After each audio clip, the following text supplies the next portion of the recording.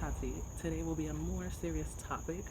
I will be talking to you guys about my journey and realization of, or about the topic of depression and anxiety. I know it's kind of taboo in our culture, especially as African Americans, but also as foreigners. I was born in America, so I still consider myself a foreigner, but yeah, y'all know what I mean. But as far as like my family, my parents, the topic of anxiety or depression is kind of like non-existent for them.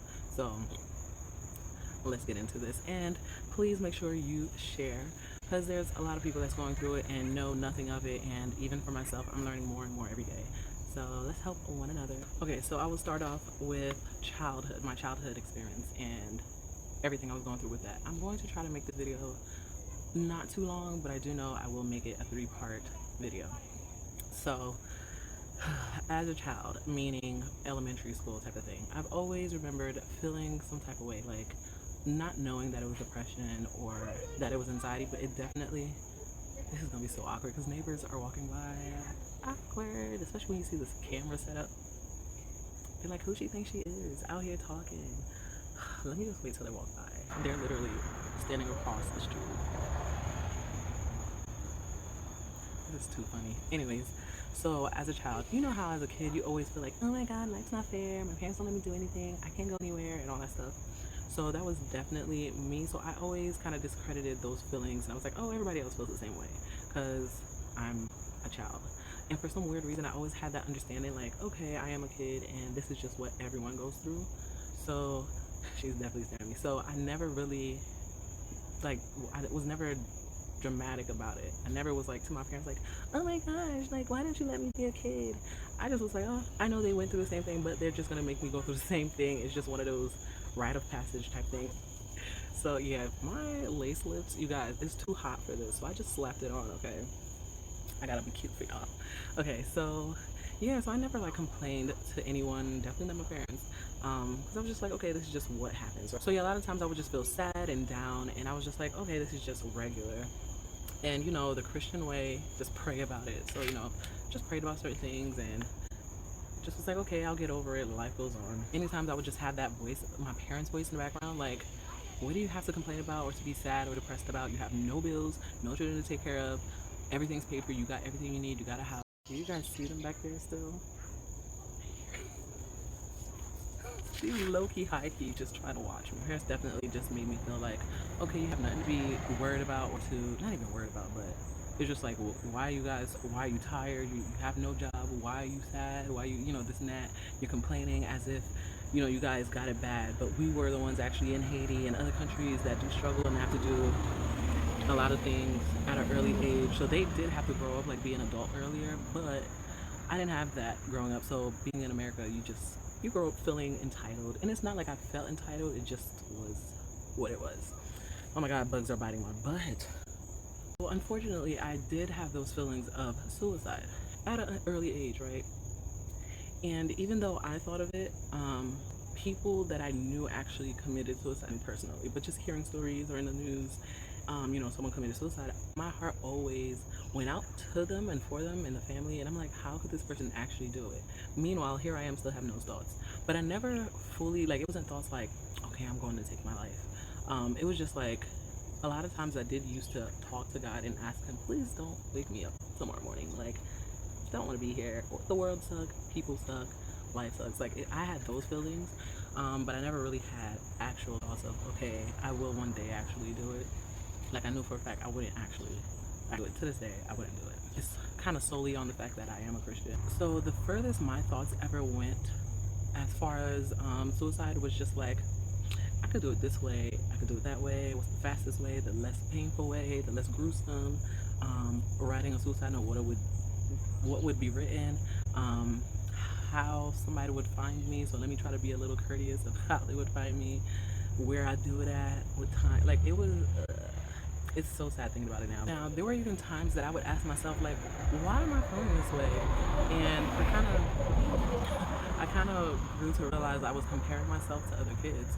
So there were even kids on my block or some of my school friends, and they always talk about like, oh, after school let's go to each other's house, and that was just never even a question in my family because I'm like, my parents are not about that life. There are no sleepovers. There's no hanging out, no friend's house. There was one friend because we used to get dropped off by a bus, and one day I told the bus driver, oh, I left my keys, so my parents told me to stay at her house. We're only 3 blocks away, so I stayed over for like maybe an hour, but I'd have to lie to do anything like that. Like, but there was never like, oh, the birthday party, we're going to that. Was that in high school? No, middle school. And we just went to like a buffet for her birthday, but I never got to do any of those things. So yeah, because I did get to that realization that I'm just comparing myself to other kids, and because it is that I'm a kid, I was, oh, I was like, okay, so it's just because I feel so trapped in, like, prisoned in my own home, and I couldn't do nothing about it. I have no money to leave, to move, or anything.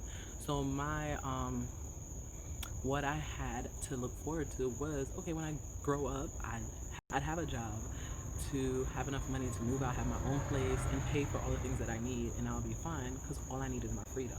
So that's pretty much all I had to hold on to look towards a brighter day. Sounds kind of pathetic. Here I am as a whole adult, and I want to go back to being a child. Hold my hands across the street, please. Whereas many other kids got to live in the moment and enjoy childhood and just live free and have fun, I was being raised to be a housewife.